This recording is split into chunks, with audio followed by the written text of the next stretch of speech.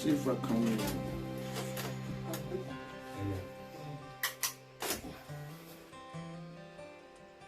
Let us this day commence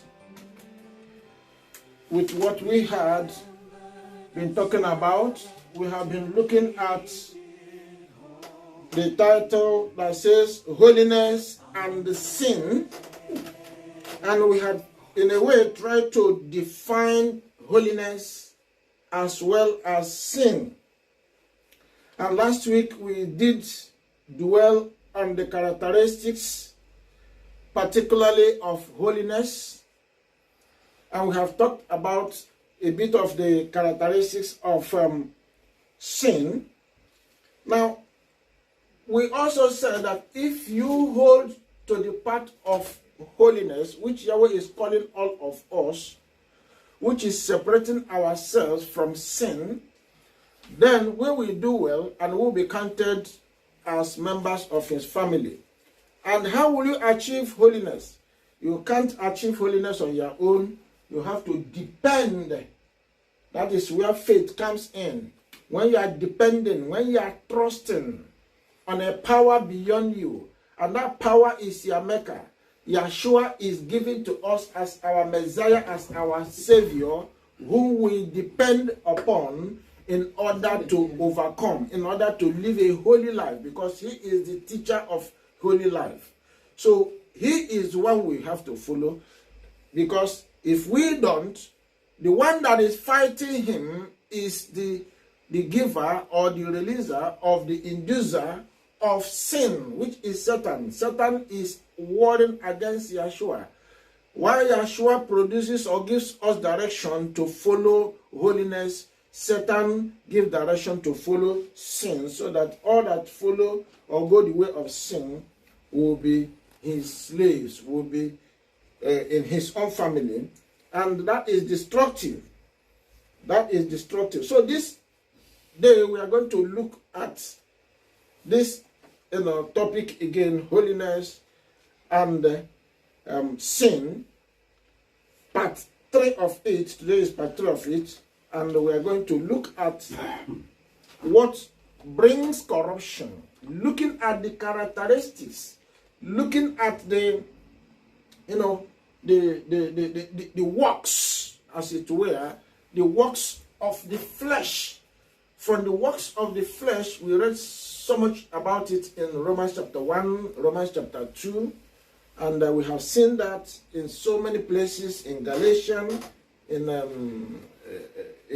book of James, in the book of Ezekiel, so many places where it was listed, the works of flesh.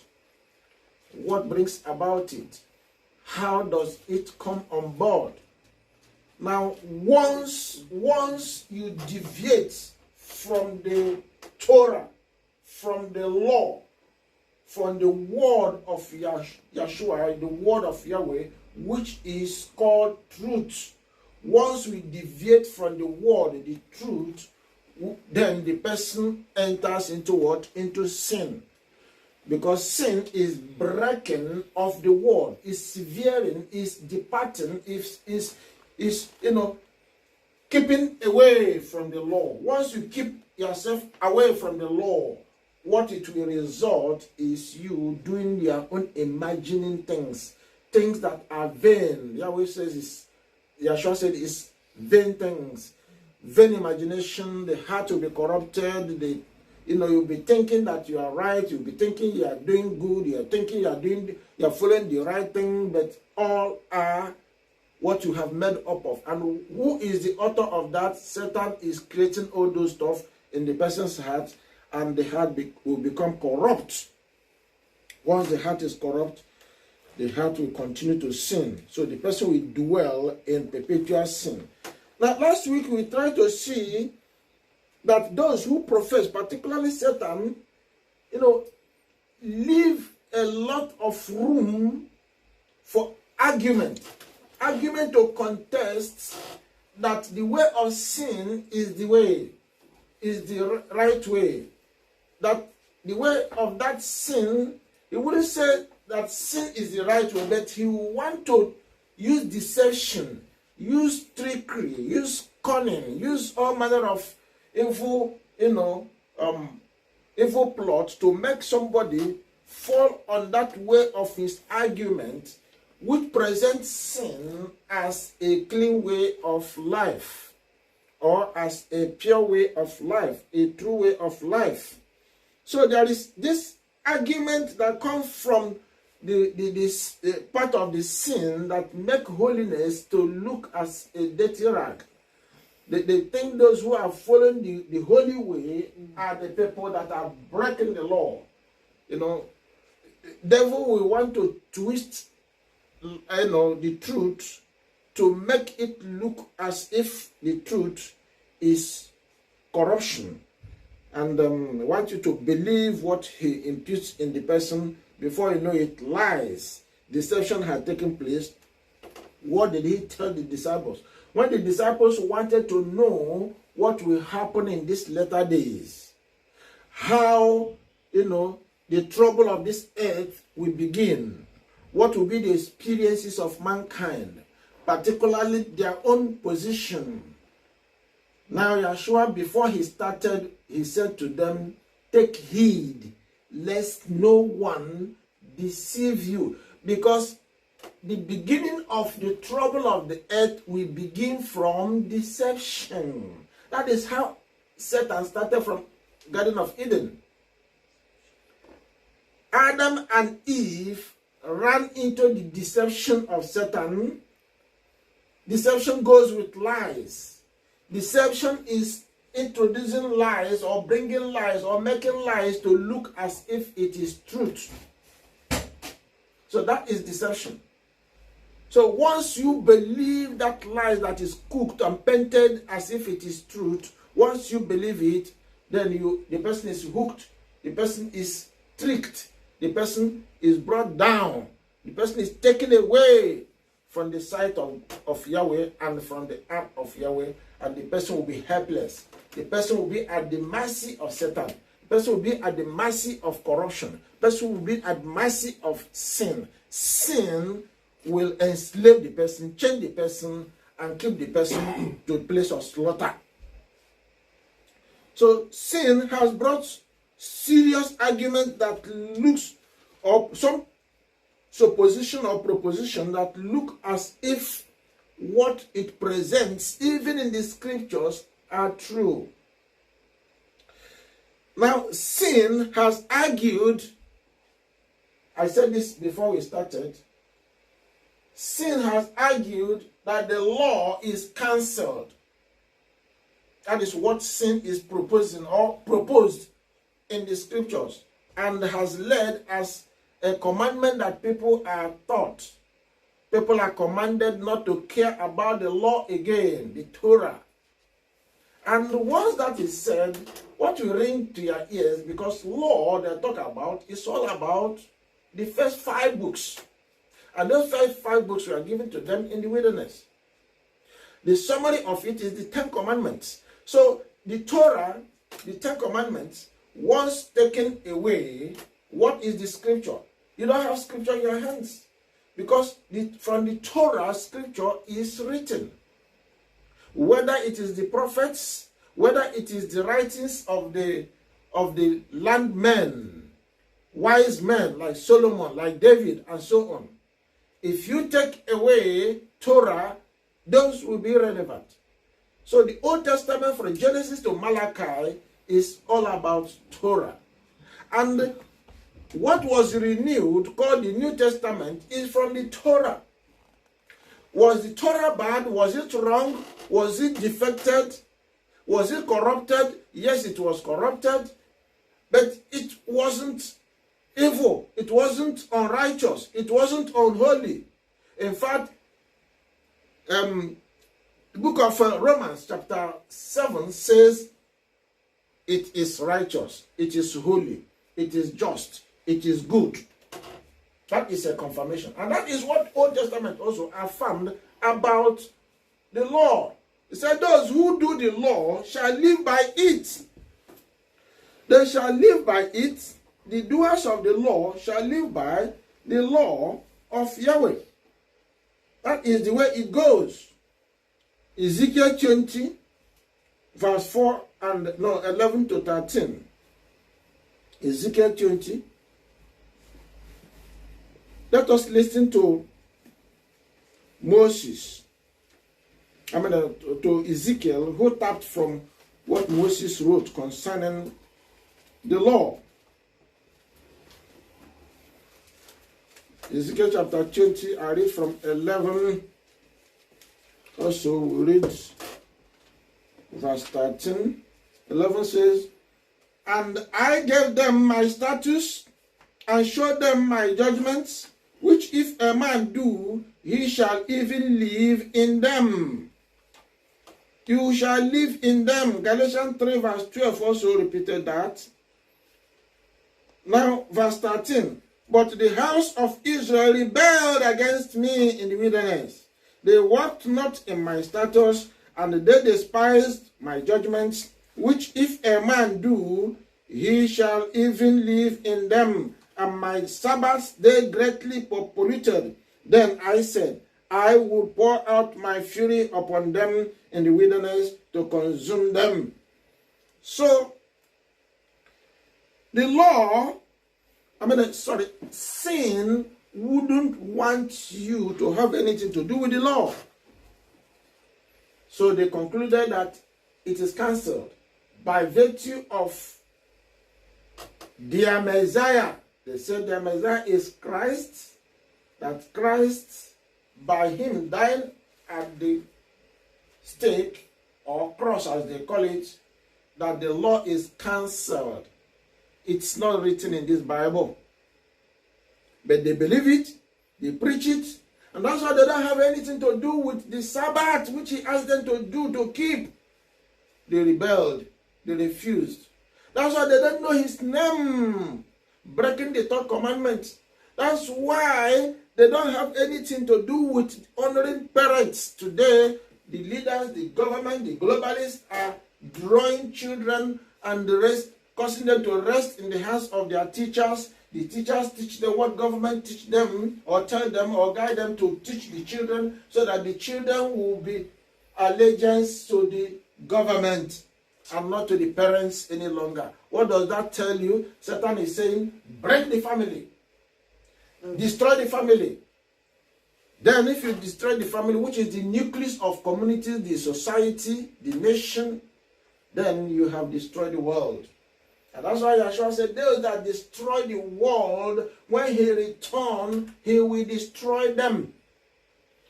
So breaking the covenant is destroying the world that Yahweh created, because by doing that, and that's why when they talk about climate change, they talk about, ozone layer doing this and that, I laugh, because they are breaking the earth themselves. They are destroying by doing what? By removing themselves from the law, from the Torah, from the way of Yahweh.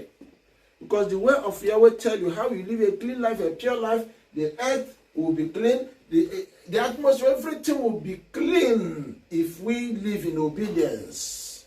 Isaiah chapter 24. Isaiah chapter 24. Now, if we do what he asks us to do, we shall preserve the earth. Behold, Yahweh maketh the earth empty, and maketh it waste, and turneth it upside down, and scattereth abroad the inhabitants thereof. And it shall be, as with the people, so with the priest, as with the servant, so with the master, as with the maid, so with the mistress, as with the buyer, so with the seller, as with the lender, so with the borrower, as with the taker of usury, so with the giver of usury to him. The land shall be utterly emptied and utterly spoiled, for Yahweh has spoken this word. The earth mourns. Why does the earth mourn? The earth mourns and fades away. The world languishes and fadeth away. Why?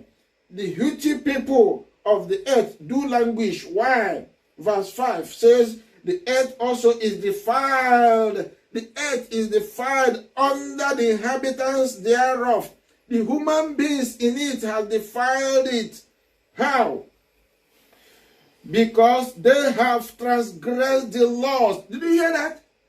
This is how the earth was defiled. This is how the earth is polluted. This is the reason, if there is the climate thing they are talking about, because there will be climate change, things will get haywire. There will be earthquake here and there. There will be famine here and there. There will be, floods here and there. There will be so much will be happening. Diseases, pestilences. There will be war. People will be fighting themselves like animals fighting themselves in their kingdom, because men have left the true way of love, the true way of righteousness, the true way of holiness, the true way that purified the land, purified human body, purify human mind, and cause you to walk in the way and the righteousness of Yahweh. Why do we say heaven, heaven, heaven? Everybody wants to go to heaven. Heaven is a peaceful place. Heaven is a glorious place, because the law of heaven is kept by them. Yahweh has the same law he gave to mankind on earth, to those that are in heaven, and they keep it. Keep it. Okay, they said law is cancelled, but in the earth, the kings, the globalists have millions and billions of laws. They register everywhere. Each nation, each kindred, each government, each rule have their laws. Coronavirus has law. HIV has law. Ebola has law. Yellow fever has law. All those are diseases. Every area of human society has got their laws that keep them going in their way. But their laws are laws of men, imagination of men's heart that are corrupt. They lead to unrighteousness, they lead to wickedness, they lead to everything that will harm them. So at the end of the day, they create laws that harm themselves, harm the environment, harm the climate, harm the weather, harm everything that is around. They produce nuclear weapon, nuclear bomb. They test them, they shoot them. The whole earth is mutilated, corrupted, and put into jeopardy. That is transgression of Yahweh's law. They changed Yahweh's ordinances. They broke the everlasting covenant. Did you hear that? That is what is causing trouble. The everlasting covenant, which is the Torah given to mankind, is broken. Therefore has the cause devoured the earth, and they that dwell therein are desolate. Therefore the inhabitants of the earth are burned, and the few men left. Only few men. At the end of the day, when everything would have come into play as a result of transgression, as a result of disobedience to Torah, to the commandments of Yahweh, it will lead to many men dying in this earth.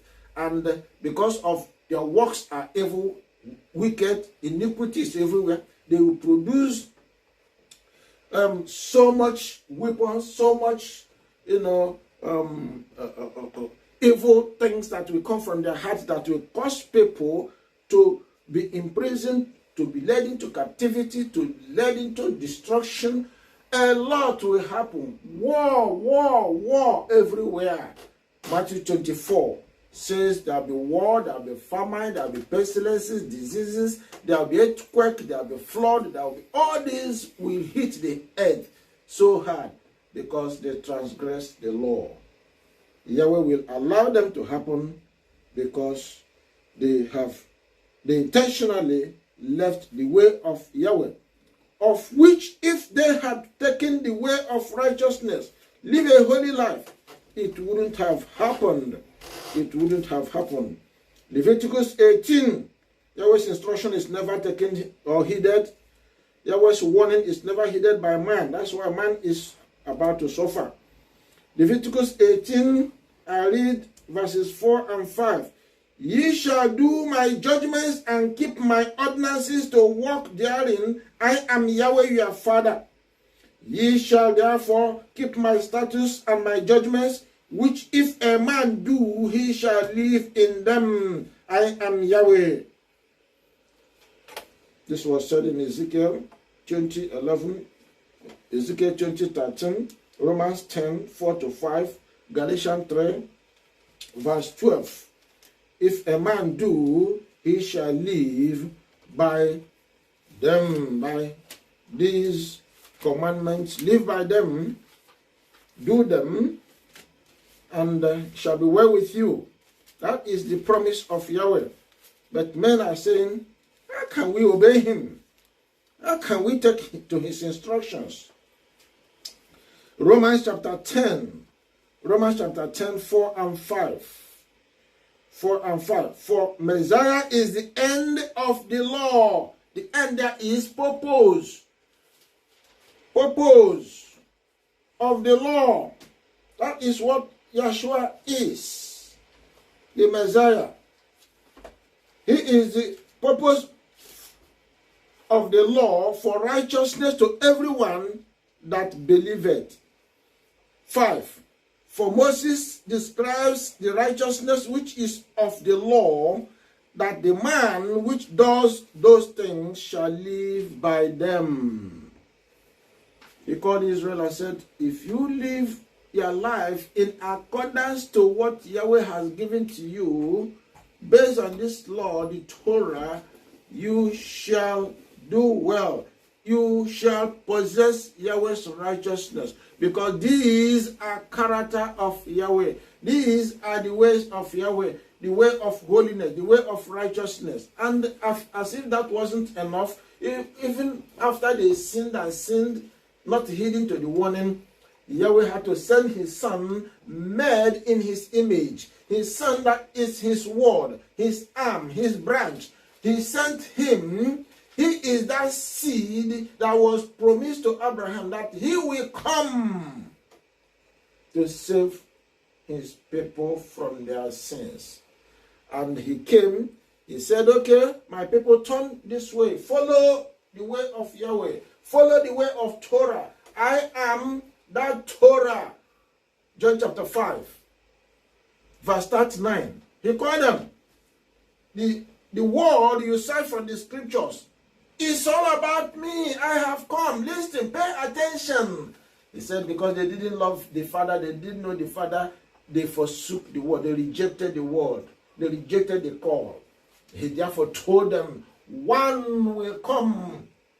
I come in my Father's name, you did not receive me. One will come in his own name, whom you will believe. Is it not what the world is going with today? Whether they are, you find them in the religion of Christianity or Islam, or they are following that false Messiah. False Messiah. False Messiah is everywhere, even now. Many, many Messiahs that are false. Many, many Messiahs that are false.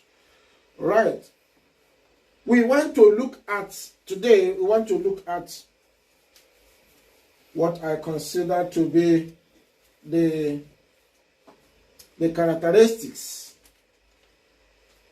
the works of the flesh, the works of what is called sin. What you can look at, you will quickly say, this is sin. How do you identify the fruits of holiness? How do you identify the fruits or the works of sin?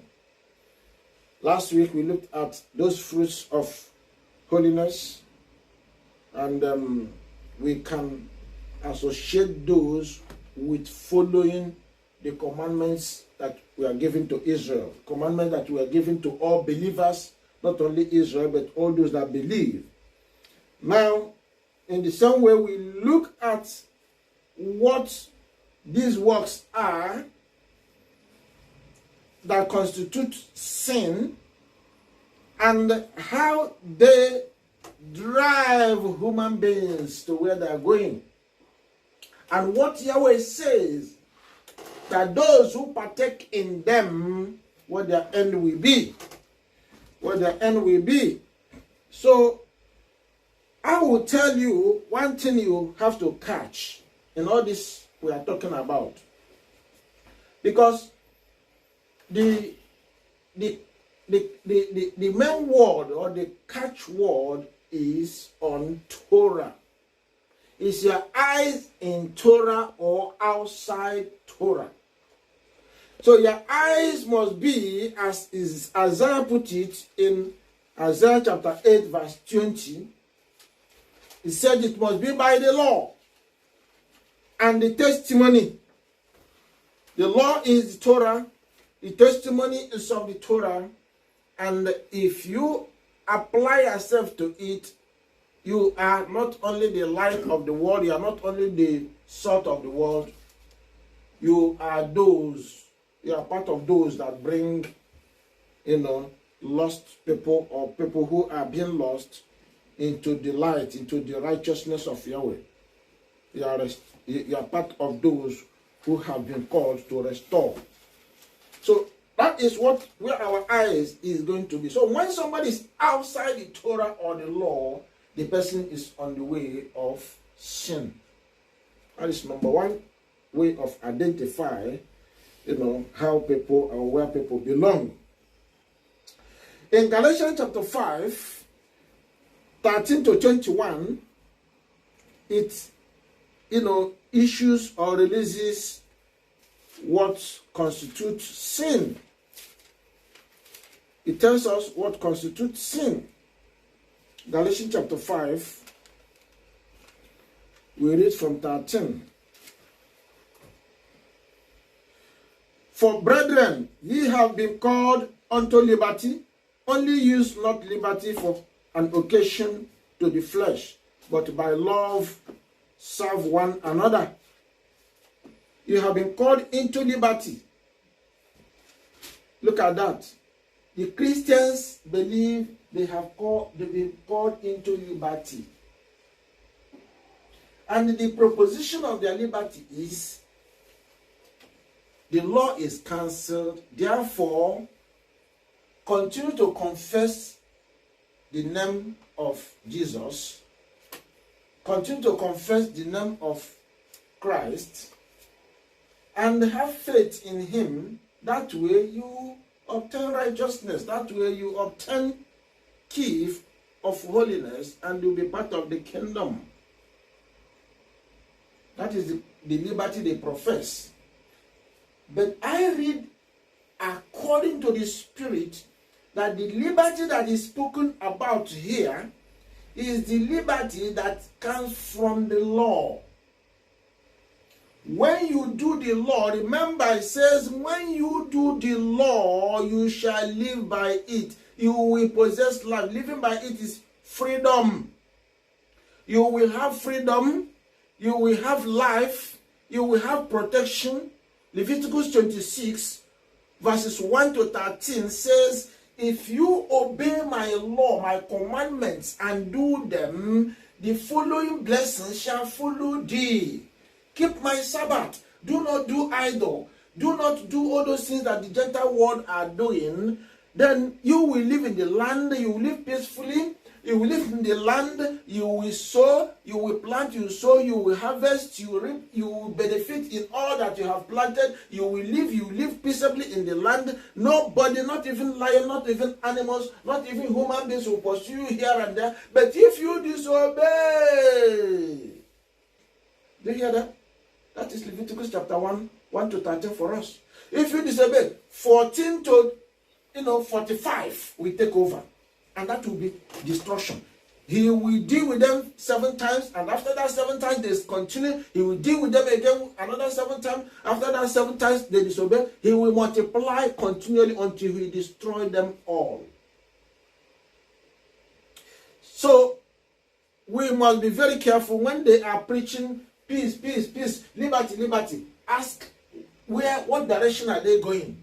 Because even peace, even liberty, even whatever they want to tell you is twisted. Underneath is uncleanness, impurity, that doesn't have the Torah underneath, doesn't have law underneath, which is the foundation.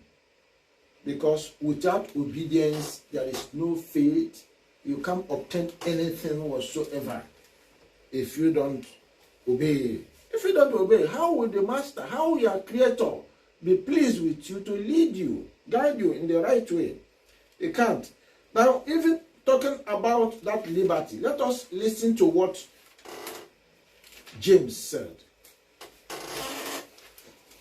James made a statement about the law itself. You can do everything, all that you want to do with the law, but if you leave one out, you are offending in all. In all. But let us listen to what he called the law. He gave it a name. 19. Yeah. I read from verse 10. It says, James chapter 2, verse 10 there. For whosoever shall keep the whole law and yet offend in one, he is guilty of all. Now, 11, it says, for he that said, do not commit adultery, said also, do not kill. Now, if thou commit no adultery, yet if thou kill, thou art become a transgressor of the law. 12. So speak ye and so do. What did he say? Teach and do. That's exactly what he was quoting the brother Yahshua. Because this James is brother to Yahshua himself. And he was saying, do it, teach it. Or teach it, do it. So do as they that shall be judged by the law of liberty. Did you hear what he said? The law of freedom, the law of liberty. That is the understanding of what is called liberty here. But there in Romans chapter, is it Romans or Galatians? Galatians we are reading, which identified this liberty. At the end of the day, they were saying, oh, everything has been done for you. The law has been taken care of by Yahshua, and every obedience therein, you don't need to obey. So you're under grace. So you are now at liberty. Do not take it in vain. That's what I'm preaching there. Did you see that there are two liberties there? Two liberties. One in Galatians. And that Galatian liberty, again, if you pay attention to the Holy Spirit, to tell you that is the liberty of freedom. The freedom that comes from obedience. Obedience to what? To the word, to Torah, to the law. Which James confirmed. James chapter 2 verse 12. Confirmed it. So let's continue. Verse what now? Verse Galatians chapter 5. Let's take verse 14. For all the law is fulfilled in one word, even in this, thou shalt love thy neighbor as thyself. Now, this is another thing that Christianity hold, and they run with it. They said, you don't need to do the law itself. You don't need to go looking at the 10 Commandments, abiding by it. You don't need to say, oh, Sabbath is a day that I have to keep. If I don't do it, I'm wrong. No. Any day, whatever day you choose is okay by Yahweh. Yahweh is okay by it. Because you are at liberty. You have freedom to choose what you want to do. Therefore, you don't need to do anything because you are under love. You have been crowned with love. All the whole laws put together is love. So love. Put the armor of love in you and ignore. If when they talk about Sabbath, when they talk about the name of Yahweh, when they talk about carving images and all those, carve as many as you can. Take pictures of Jesus as much as you can. I mean, that is all right. You have liberty to do what you want. But is that what the Bible is saying? For all the law is fulfilled in one word, even in this, thou shalt love thy neighbor as thyself. Then, looking at it, because it's all the law. Is it all the law? Is here all the law? Does somebody get what the Spirit is trying to explain to us? So all the law is captured in one word, which we know. Because here, they only talk about the law that showcases relationship with neighbor. What of the law for Yahweh? And here they say all the law is showcased in one word: love. Love for your neighbor. The truth remains that the 10 Commandments is summarized into two: the love for Yahweh and the love for neighbor. Those two put together is love. But do you do them? That is what love is all about. You must be seen to be doing it. That is what the disciples are saying. That is what Yeshua is saying. Do. But this person don't do, but love. How can you love? You don't do. You don't keep to obey. You don't come to obedience. Amen. Says love Yahweh. Yahweh says the way you love me is to know my name. Don't associate yourself with idols. Don't make images of idols. Don't bow to them. Don't worship them, so that you will not be tricked into another, and your worship will not be given to another. It must be to him. They say, no. Whatever name I call, that is all right. Then they go into calling that name, making his name vain, blaspheming his name among the Gentiles. That is not enough. They said, any day I choose is all right. I can go there, worship, call that name, and they choose whatever name they like. They like. Friday for Islam or the Muslims, Sunday for Christianity, and so on, and any other day that other religions choose. That is disobedience. On. Sabbath is replaced with Sunday in Christianity. All that continues. That is a crime, because you said you love him, but you are not obeying him. Why do you call me master, but you do not do what I say? He said only those that do the will of the Father will be part of the kingdom. They are the children of Yahweh. They are the people that will inherit the land. Verse 15. But if ye bite and devour one another, take heed that ye be not consumed one of another. This I say then, walk in the Spirit, and ye shall not fulfill the lust of the flesh. Walk in the Spirit. Yes, we have to walk in the Spirit. The Spirit teaches what? What does the Spirit teach? Keep the law. Keep the Torah. Go by the way of truth. That is what the Spirit teach. The Spirit releases its fruit: love, joy, peace, long-suffering, obedience in everything that Yahweh commands.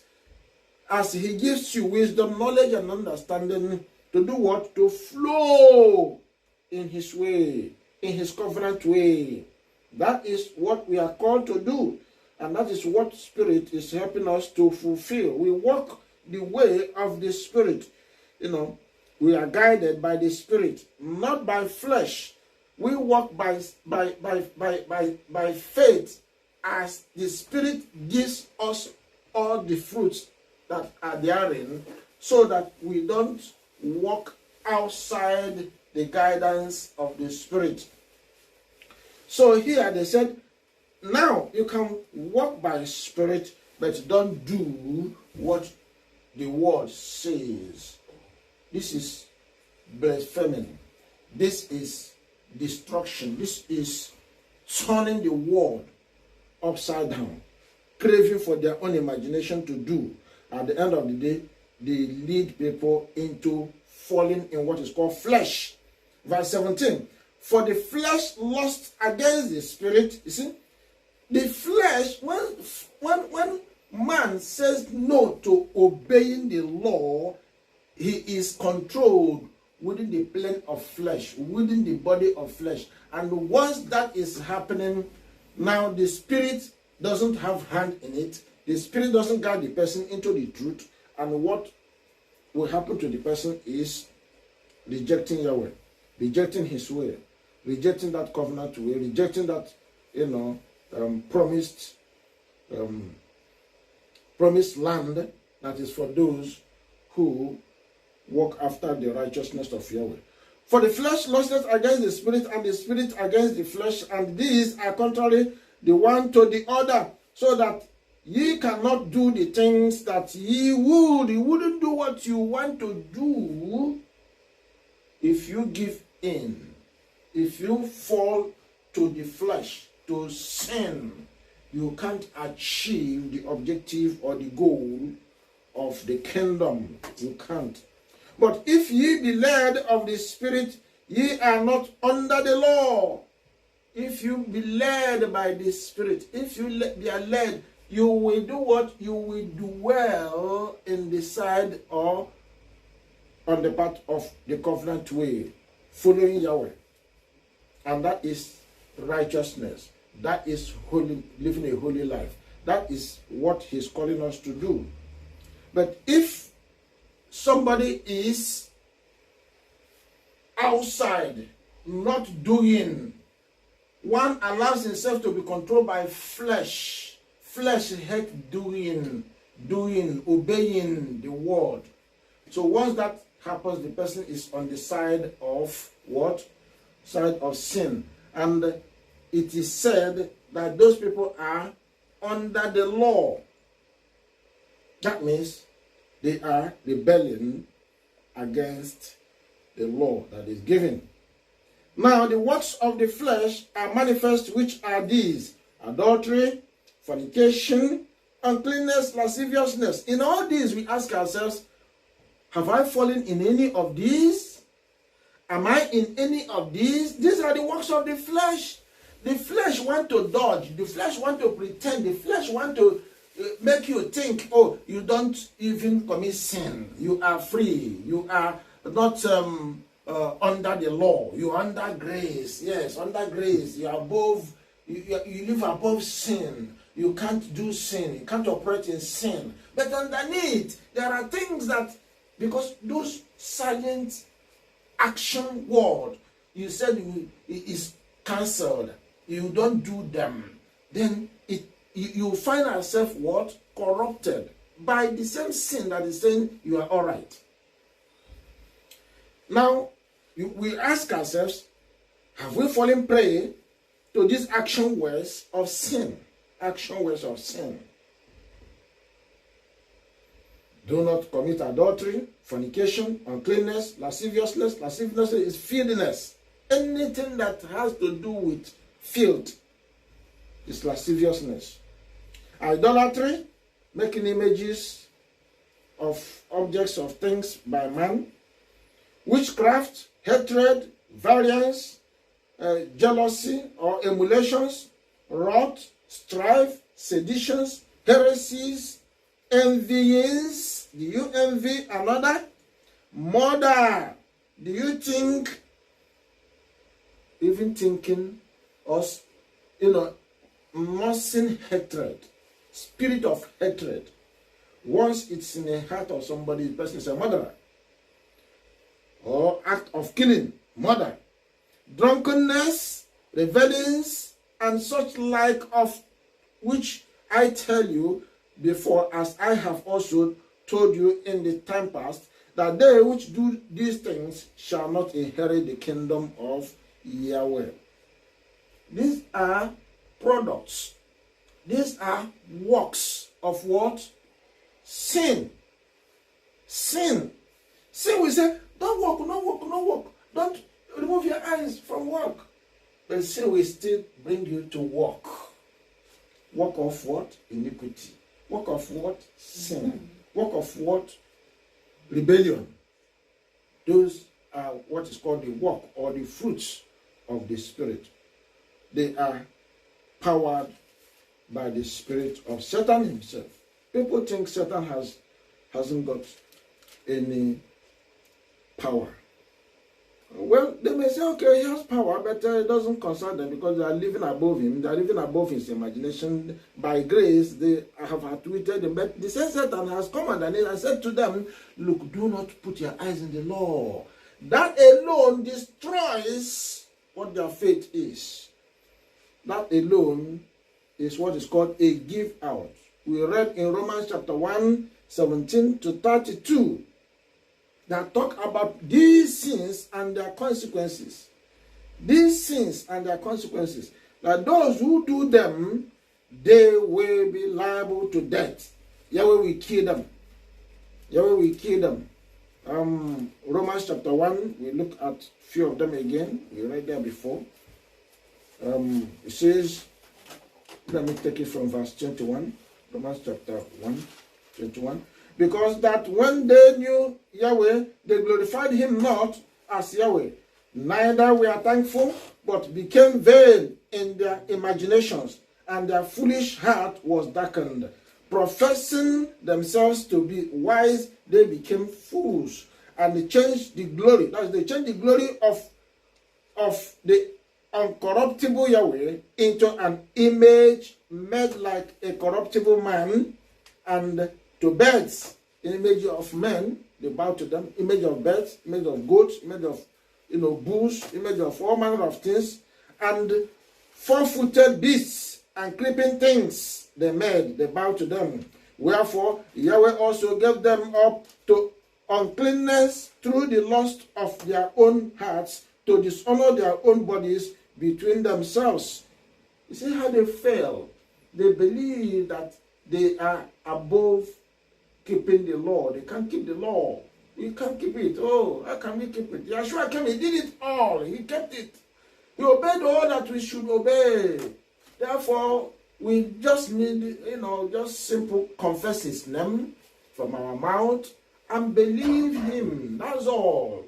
Don't obey. Don't. That's what sin is telling them. Satan put it in their heart to think that way. Imagination of their own heart. Vain that come from the imagination of their heart. It darkens their mind, darkens their thought processes, darkens what they, at the end of the day, they believe massive error of Satan. And they fall. Otherwise, how can you tell me, don't do the law? You're okay, you are saved. But the law is saying, the word of Yahweh says, you don't make all those images. Don't bow to them. And that is what all the whole religions of the world, they do. All those images, whether of reptile, whether of animals, birds, human beings, four-legged, two-legged, whatever that is called creature, they produce them. Whether they are creeping, whether they are walking, they produce them and they bow to them. So they go to the bush, they cut the wood, they carve it in the whatever picture they form, and they put it there, they bow to it. Bow to the wood, bow to the stone. At the end of the day, they say, no, we are not doing all those things. What are you doing with the cross at the altar? What are you doing with that marble graven image of Christ or Jesus that is there? It is engraved image. That name is a name given to the image.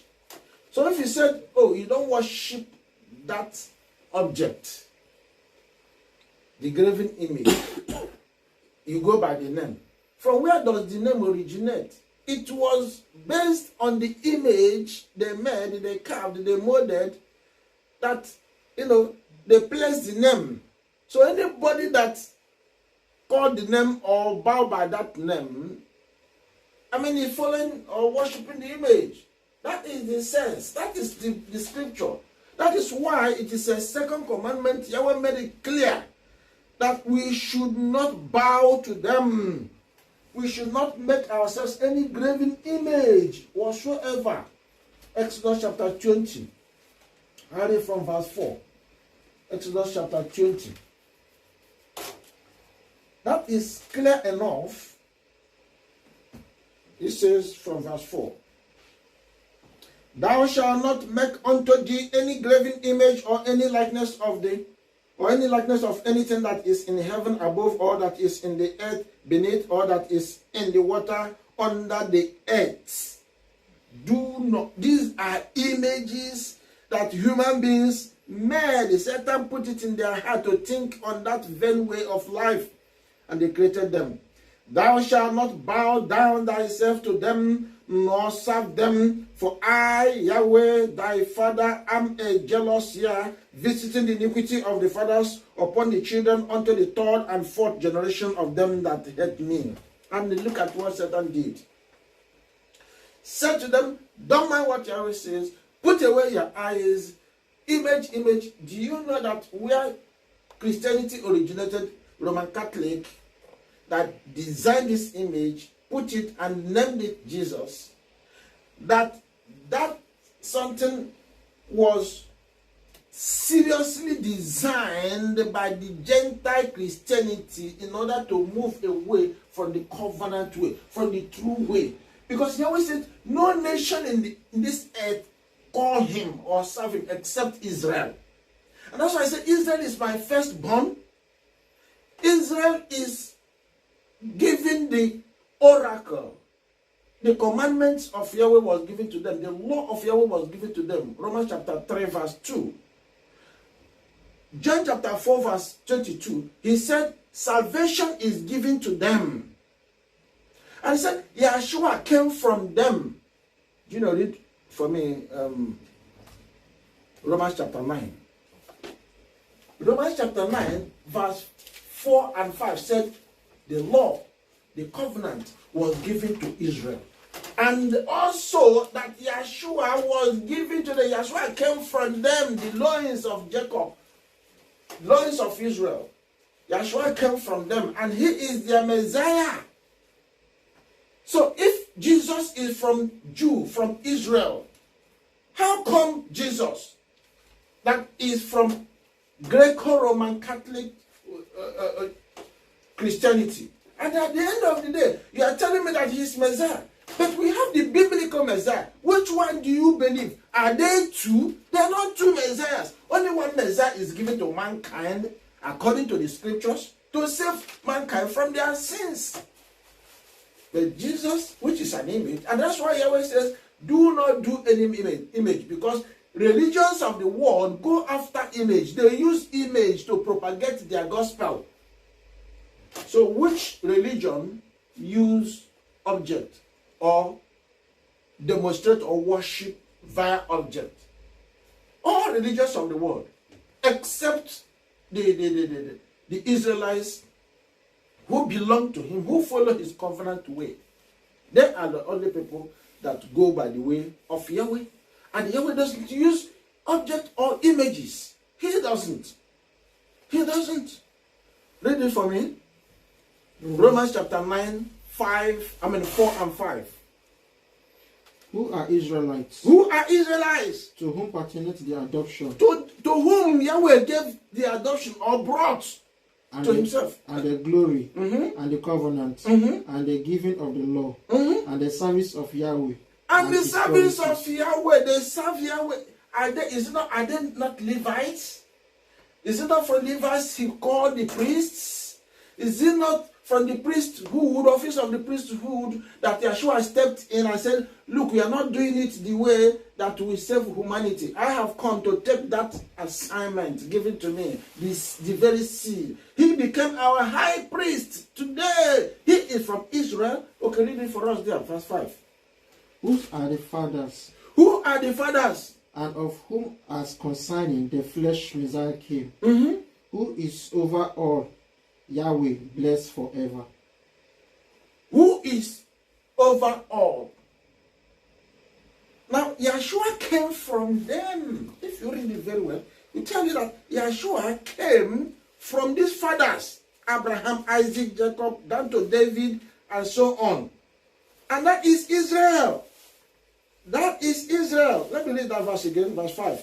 Whose are the fathers, and of whom, as concerning the flesh, Messiah came. Messiah came through that flesh of the fathers. Abraham, Isaac, Jacob, David, and so on and so forth. That is the lineage. That is who we call Messiah. The Messiah that comes from that patriarchs. Not the Messiah that comes from Greco-Roman Catholicism.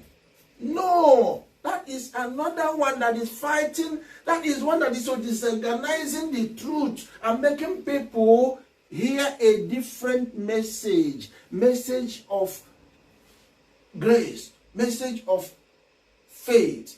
You don't need to do anything. You don't need to obey the law. Don't obey the law. Go by grace. You will make it. See what is the Bible said? No. They corrupted the scriptures. They continue to teach and they don't do. And as a result, they fall out from him. They don't know him. How will they know him? Tell me, how did they? The whole of the Old Testament says that Israel are chosen by Yahweh. They are his peculiar people. He has agreement with them. Can two work together except they be agreed? He agreed with Israel only. No other nation in this world. That is the truth of the scriptures. That is the truth that we are hearing. Romans chapter 2, 6 to 29 also recapped exactly what we have been talking about. Romans chapter 2, to the point that Apostle Paul was even saying, you that says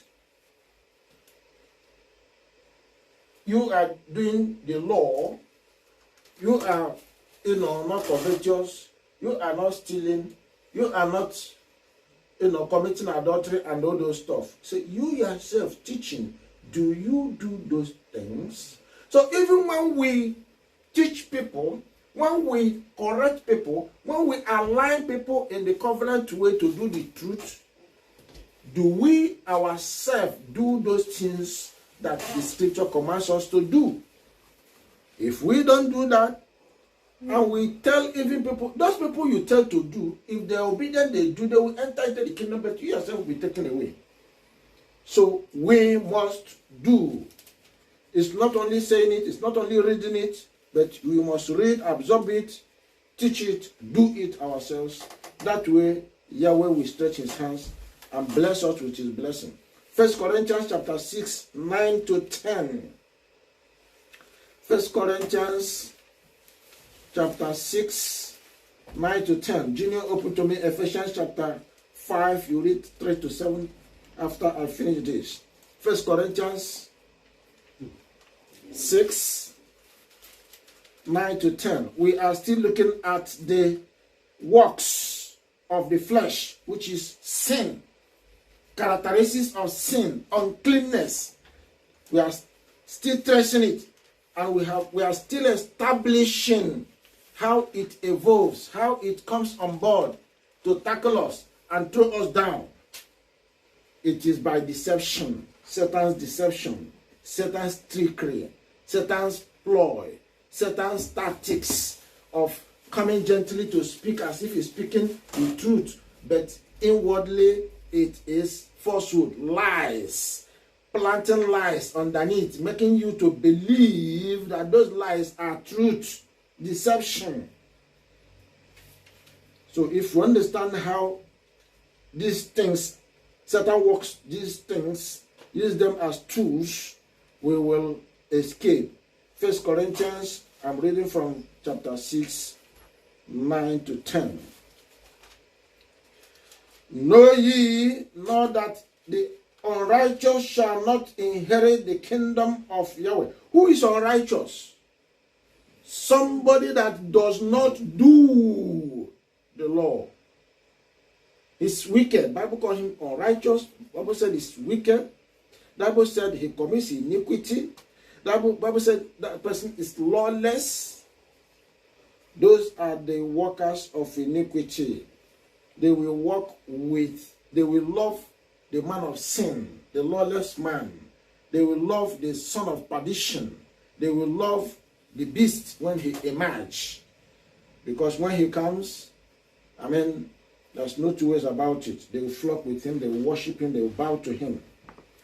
Be not deceived, neither fornicators, nor idolaters, nor adulterers, nor effeminate, nor abusers of themselves with mankind, nor thieves, nor covetous, nor drunkards, nor revilers, nor extortioners shall inherit the kingdom of Yahweh. Did you hear that? None of these will smell the kingdom. All these break the 10 Commandments, break Torah. And somebody said, don't listen about it. If we understand what Satan has done, by way of deception, we will know that the Bible we have in our hand, we will read it based on the speaking of the Spirit of Yahweh. Otherwise, we will not grab anything, because they've mutilated, they've completely erased what you can read at a go and catch the truth. They have taken it down, unless the Spirit, leads you. Read Ephesians 5:3-7 for us. But fornication and all uncleanness or covetousness, let it not be once named among you, as becometh saints, neither filthiness, nor foolish talking, nor jesting, which are not convenient, but rather giving of thanks. For this ye know, that no warmonger, nor unclean person, nor covetous man, who is an idolater, hates any inheritance in the kingdom of Messiah and of Yahweh. Let no man deceive you with vain words, for because of these things cometh the wrath of Yahweh upon the children of disobedience. Be not ye therefore partakers with them. Hallelujah. Did you hear that? Fornication, all uncleanness, anything that is unclean, we know what is clean and what is unclean, including food we eat. There are clean foods, there are unclean foods. Christianity will tell you all foods have been blessed. Just lay hands on them, eat them. And I asked some of them who come with this contention, do you eat toad? Why don't you eat toad? They'll mumble and jumble at the end of the day. They can't give you a reason. Why don't you eat centipede? There are some gory kind of, creatures. They see, they don't eat. Why don't they eat it? Millipede, centipede, chameleon. Why are they running away from them? Why are they running away from, some of them will not eat pig. That is, what's another name for pig? Pork. What's another name? Bacon. It's also called bacon. Yeah. Another name, the different nations, different countries, even in English, it has different, names or the words to qualify it. So, all those that Yahweh said, do not eat them. And he gave us characteristics of animals that you can see and eat. Those that walk with two legs, those that, like, if they are fishes, they must have fin and they must have scales. Any fish that has scale and fish. Why? Yahweh designed scale and fish for them to expel all those toxic something they eat from the delta. They pick here and there, and that is their job. They are sea scavenger or water scavenger. They clear the sea environment of all those something that could harm us. Then the poisons of all those are in them, but those mechanisms, fin, whatever that Yahweh has designed that could expel those doesn't return all those toxic substance. But there are those fishes in the water that doesn't have fin, they don't have scale, so they naturally store those toxic things inside their body. It doesn't kill them, it's part and parcel of them. And when you eat those ones, automatically, one way or the other, there are so many incurable diseases that doctors and nurses doesn't know or have answer. Even medications or medicines of this world doesn't have answer to them. Because some of them are taken by what we, for what we eat. Many diseases and, sicknesses have been deduced to what human beings eat. Majority of what we eat constitute, sickness that come by people. And Yahweh has given us the clear way. If you look at Genesis, it said plants, fruit, seeds that are there is food for you. Is it not because of rebellion, because of disobedience, that man failed, then flood took everywhere, swept the food, swept the plant, and the food of man disappeared? by the time the water subsided and the land was left without anything, there was no plant, there was nothing, until after some time they begin to generate seeds and plants and all those stuff again. But before then, how would man survive? Continue to eat what you have in the boat. Those were animals that were left. So that's how man came to eating animals. But Yahweh still, He's magnificent in His loving way of showcasing that we are His. He said, this is the type of animals you eat. These are the type of fishes you eat. Even the trees, even the seeds that are out there, can't eat all of them because some of them are poisonous. Some of them have some toxic something that just taste them, the tongue will go, the mouth will go, the body will go. So we must, discern what to eat that is clean. So he was talking about cleanness here. Again, he talked about covetousness. Do not take what belongs to another people. Do not in any way, by crook or whatever way you imagine or you want to reason, you rob somebody. That is a smart way of robbing somebody or stealing from somebody. Because you have power, because you have whatever, because you're an authority like all these kings and rulers, and they covet what belongs to people, they pocket them, put them in their pocket. They are coveting and robbing at the same time. We are asked to be careful, even at the place of work. How you use what they have constitutes who you are. Also will determine whether you are, doing it with clear conscience, without robbing them, because you can be robbing your employer. You can be coveting your employer's items or products or whatever. Do not engage in those because you are children of light. Anything that has to do with feediness, run away. Foolish talking, jesting, all those things that are not convenient. Don't do them. Don't do them. He said, warmongers, those that love prostitution, those that love to go the way of, behaving like animal. Do not be part of it. Nor unclean person. Don't turn yourself unclean. Nor covetous person who is an idolater. Don't go into idolatry. All these are what Yahweh is warning us about. Verse 6 in that Ephesians chapter 5, verse 6 says, let no man deceive you with vain words. That's exactly what we've been coming since. Do not be deceived.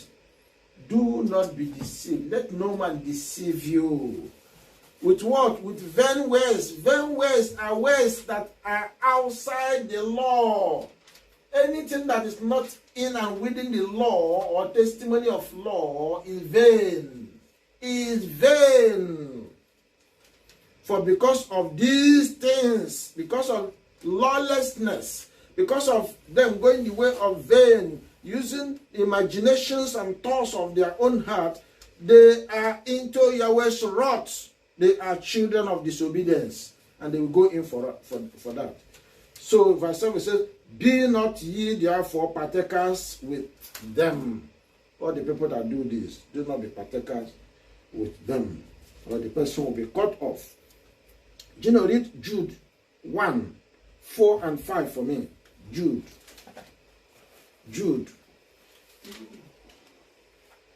1, 4 and 5. Jude is only one chapter, so just verse 4 and verse 5.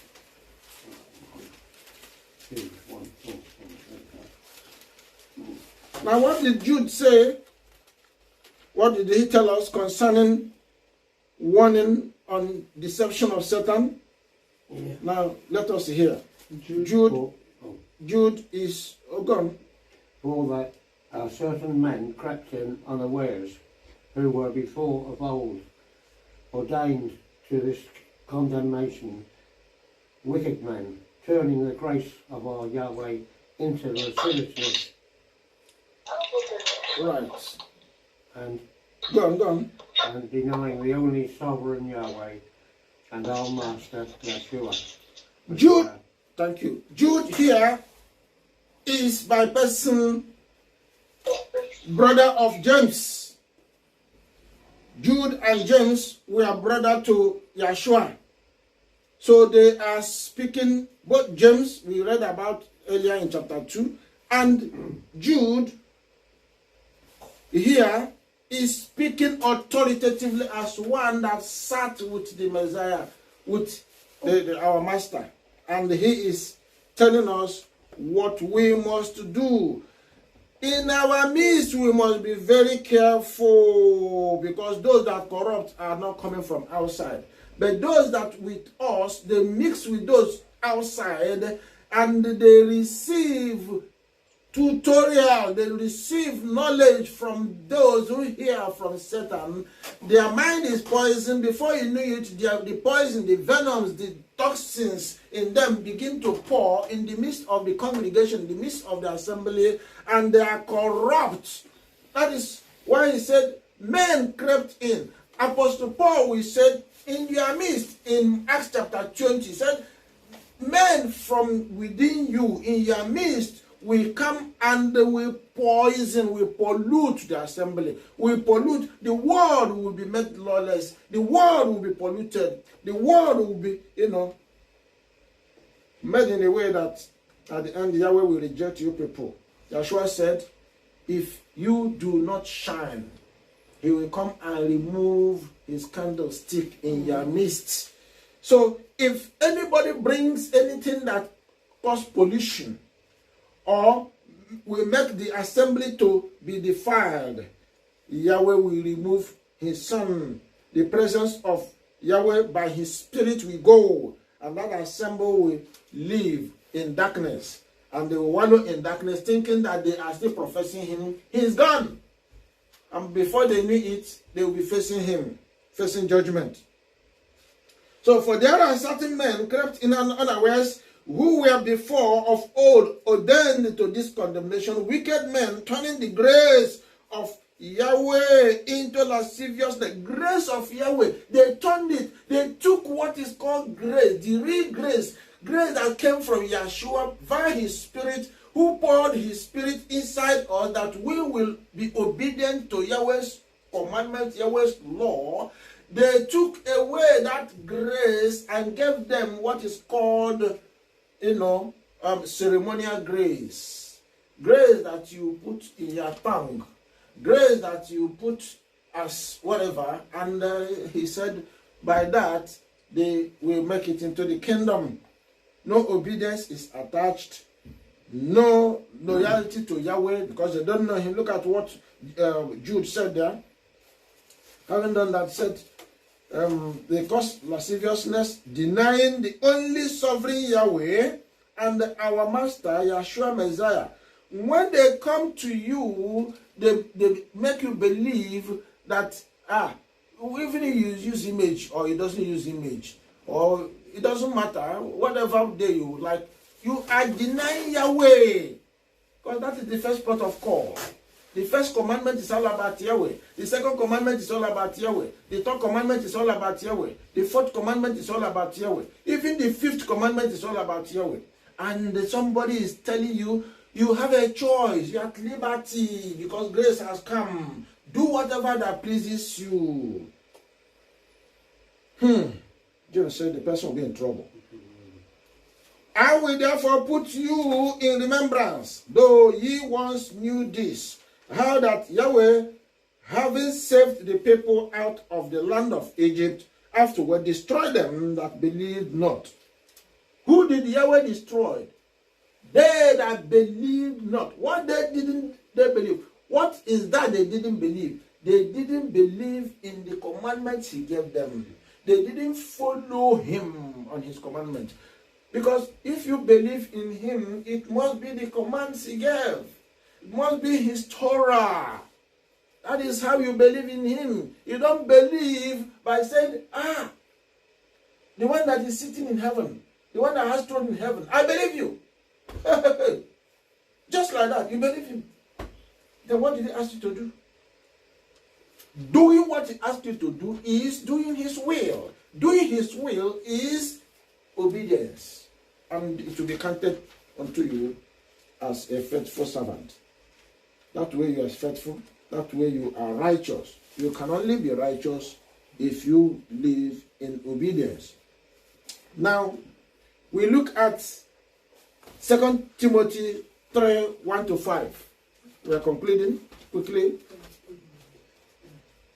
2 Timothy 1, that in this latter days there will be trouble. This know also that in the last days perilous times shall come. We are in the last days. Perilous times is written everywhere. For men shall be lovers of their own selves, covetous, boasters, proud, blasphemous, disobedient to parents, unthankful, unholy, without natural affection, truth breakers, false accusers, incontinent, fierce, despisers of those that are good, traitors, heady, high-minded, lovers of pleasures more than lovers of Yahweh, having a form of holiness, but denying the power thereof. From such turn away from them. Now, what is he saying? They have form of holiness.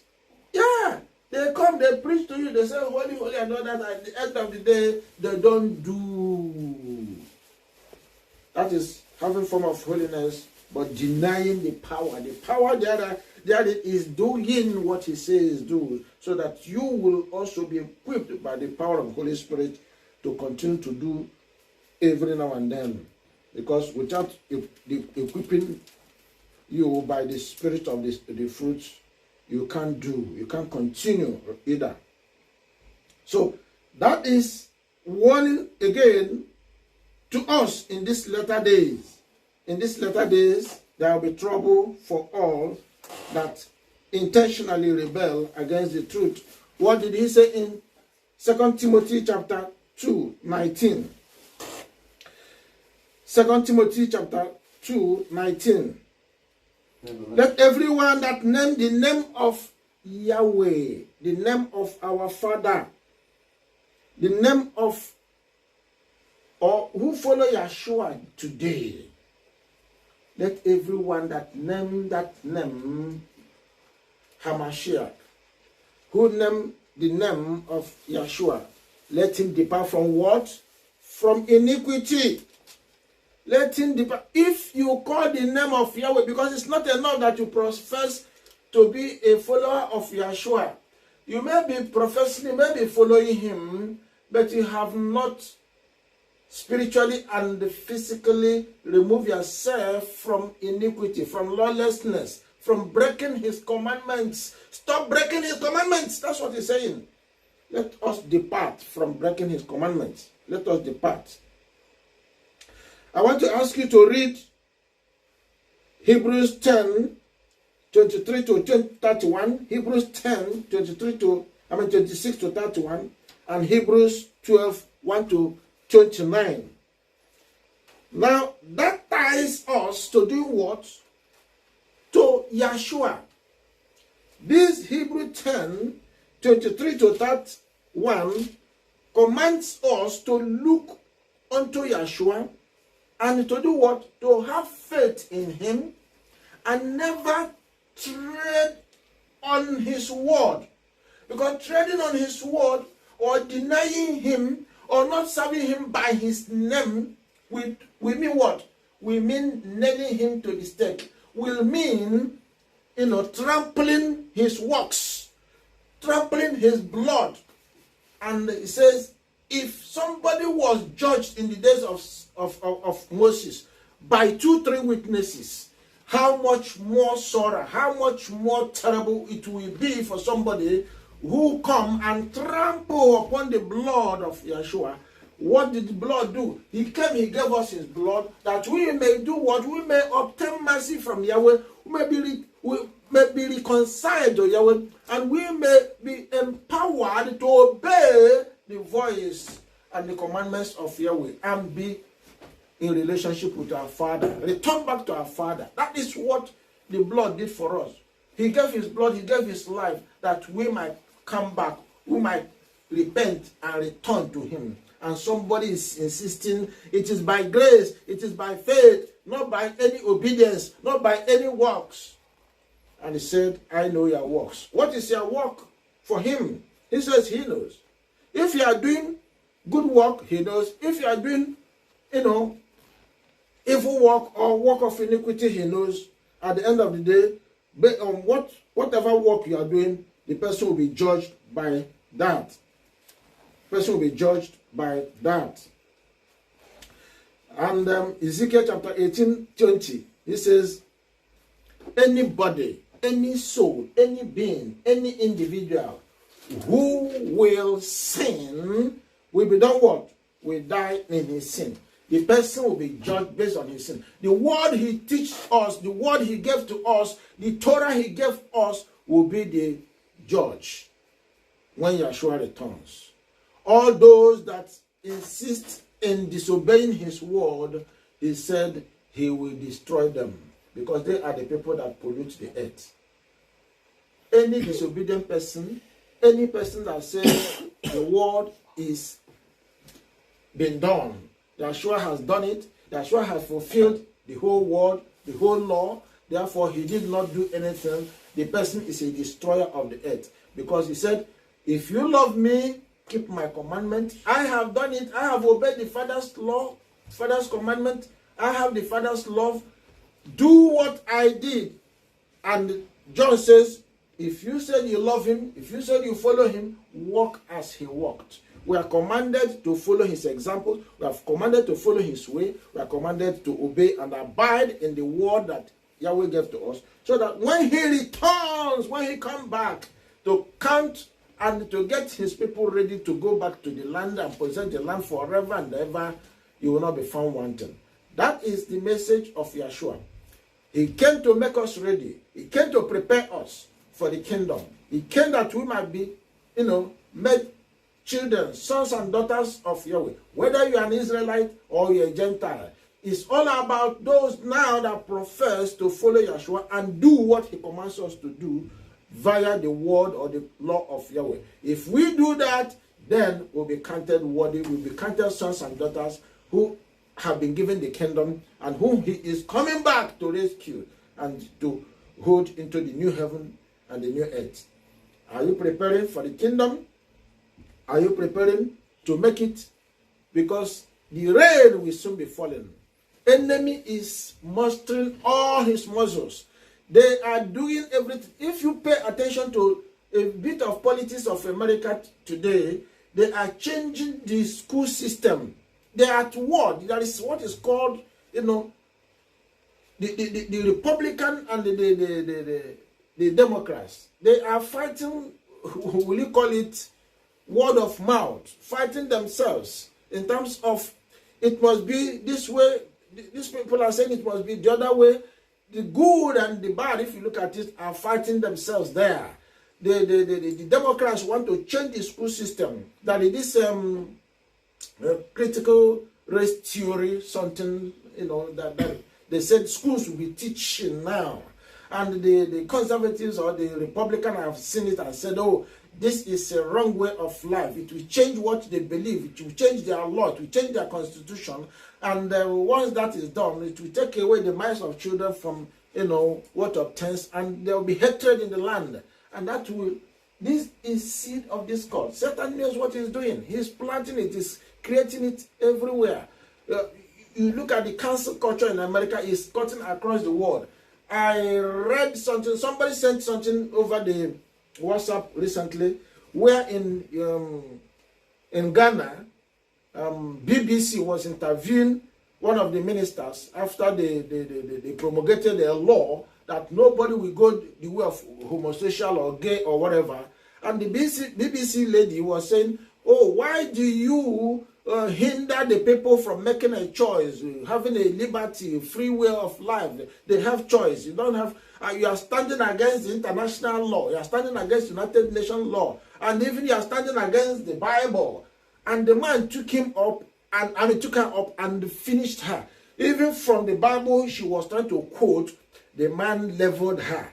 And she quickly ran to close the chapter and said, okay, the interview is done, she's finished, and all that. She ran away.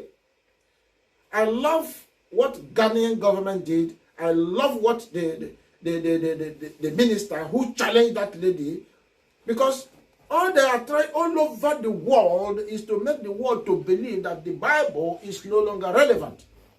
Their own law we must follow. Leave the law of Yahweh. And people are telling you, even Christianity that is carrying the Bible can't stamp one woman and say, wait a minute. But this thing they're talking about is in the Bible. Yahweh says, do not go the way of gay or homosexual. Man will not sleep with man. Woman will not sleep with woman. That is a law. But they're saying that, oh, this is, give them their freedom. Everybody has, right for freedom, right to express themselves, right for liberty.